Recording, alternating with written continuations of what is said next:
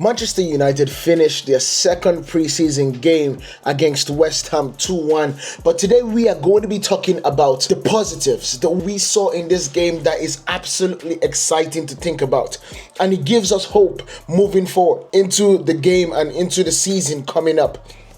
These 5 players that we are going to be speaking about today are absolutely top notch, and the way Ruben Amorim dispatched them this game only gives us a glimpse of what he would be able to do in the Premier League and when the season starts. And I'm going to be giving you guys bit by bit, a bit detail on this situation, just so you guys understand and know what we are talking about when it comes to this particular topic. 5 players, 5 positives, and we are going to get started. So make sure you guys hit that subscribe button if you haven't, and turn on your notifications for more things, all sports with Pillar Sports. I'll see you guys.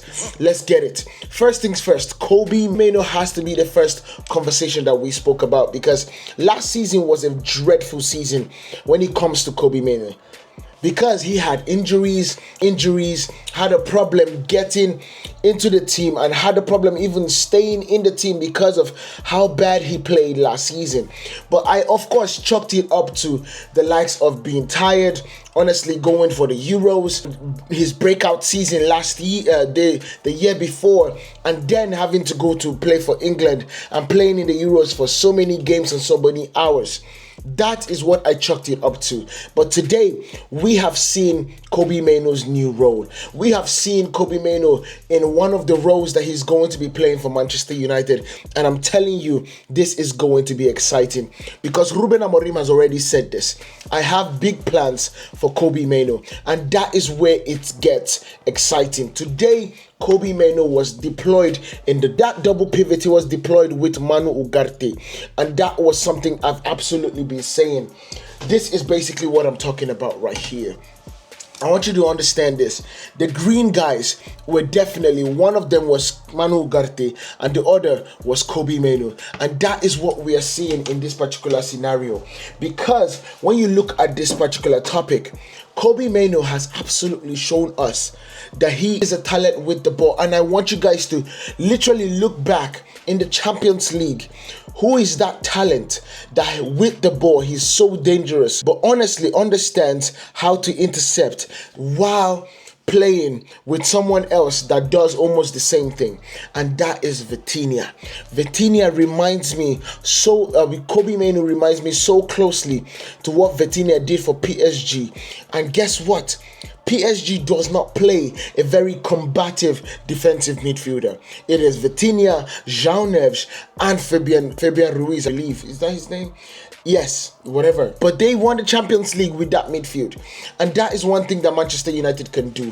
But in this particular one, you have seen Kobbie Mainoo play with Ugarte. And I'm going to get to Ugarte. But the focus right now is Kobbie Mainoo has absolutely dominated in this midfield. He controlled the ball perfectly. He linked the defense with the attack very, very well. He had 41 touches. And within that 41 touches, he completed 38 passes. Bear in mind, he played the first half. He played the first set. You get me? 92.7% pass accuracy. It was brilliant from Kobbie Mainoo. And then you also then saw that in the second half, I believe, he was also doing the interception. He was also intercepting, breaking up plays, and doing the defensive roles. So what we have been able to see is Kobbie Mainoo going out, going during the break, bulking up, getting ready, and understanding that he would need to do more. He has absolutely, in this game alone, registered 1 key pass, 1 tackle, 1 interception, plus the assist to Bruno Fernandes. This is a glimpse of what we are going to be seeing with Kobbie Mainoo. Ruben Amorim has said it already. He is going to be the best position for Kobbie Mainoo is on the ball. And that is where Kobbie Mainoo would absolutely give us an absolute banger of a player when he works out. He is definitely the rhythm and the connection between the defense and the attack, especially when Brian Mbeumo is not playing and Bruno Fernandes moves forward. Second person that we are going to be talking about right now is Leny Yoro, a composed wall. I want to say this because you guys are not listening in the back. Leny Yoro is the anchor to the three. Don't get me wrong, he's not going to be playing the middle because I believe Matheus is going to be playing that position. But in that right hand side, Leny Yoro's pace is what Kyle Walker was for Manchester City.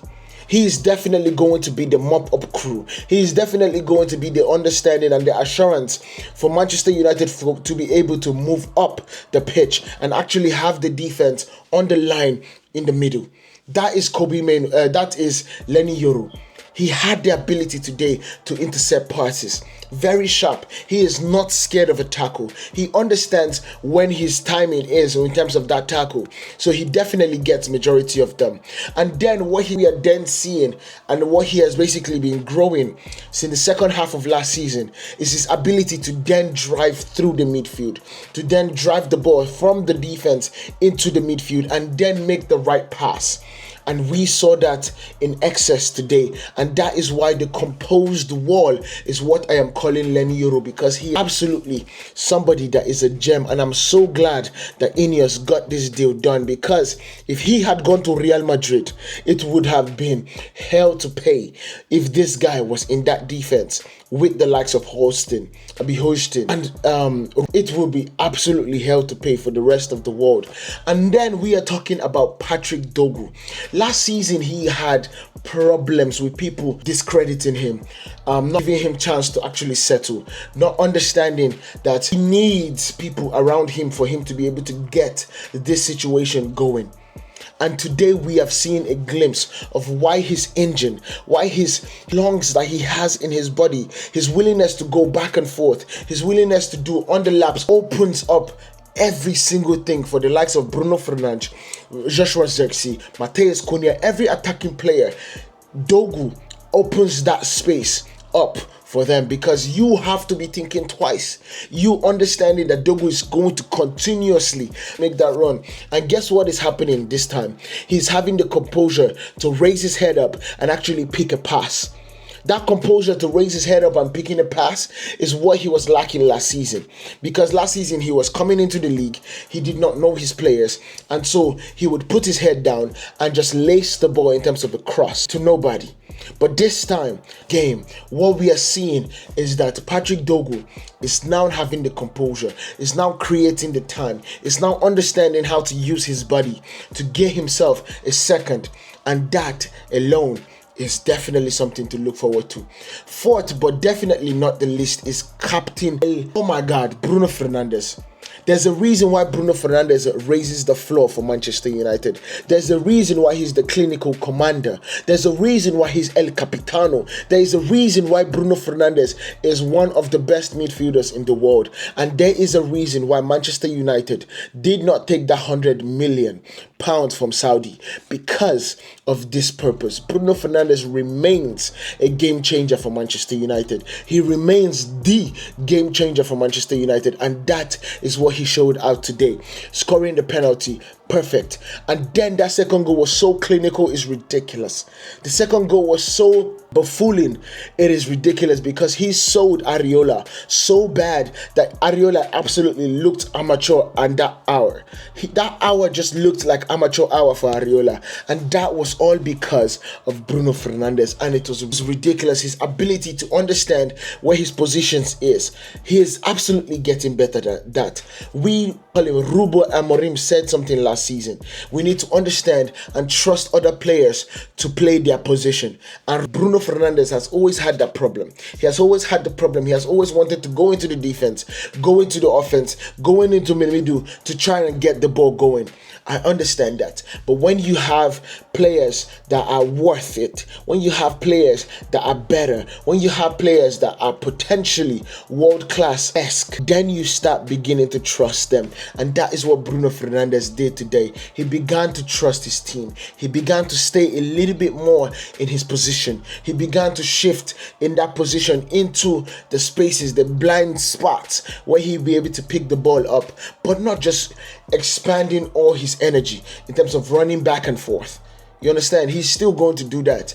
But I believe in this situation, we are going to be seeing the best of Bruno Fernandes in that fulcrum, in that position in front of the goal.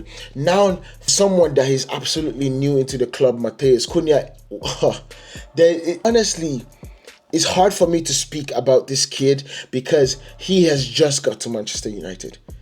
But his ability to honestly take the run, carry the ball into yards, to 5-10 yards past where he began, is honestly something that even Pep Guardiola would not be able to understand how to stop. Those systems of like make sure that people are in their boxes, making sure that people are in their positions. This guy's ability and his willingness to take that risk breaks all of those. He absolutely trashes all of those. And that is why Matheus Cunha's creativity is going to change Manchester United. And to say the least about this situation, to just wrap this video up, because I know I've basically been speaking for a very long time now, but the video in this particular one is Kobbie Mainoo's control, Leny Yoro's composure, Dorgu's engine, Bruno Fernandes' ruthlessness, and Matheus' creativity, coupled with Bruno Buemo's ability to finish. These 6 things I truly believe is going to get Manchester United back top 4. Back into the race for the top 4, and it's definitely going to be something exciting to watch. Now just imagine if we brought Mateta, imagine if we brought Oli Watkins to then lead the line, because don't get me wrong, Rasmus Højlund, you can see the anger he's playing with, you can see the focus he's playing with, you can see the way he's running, and he's running so hard you would think he has a beef with the ground. That to me is good. I want someone to challenge him.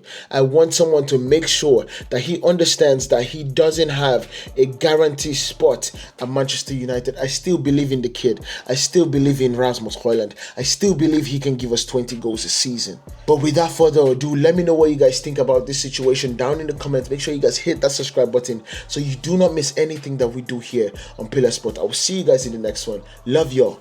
Peace.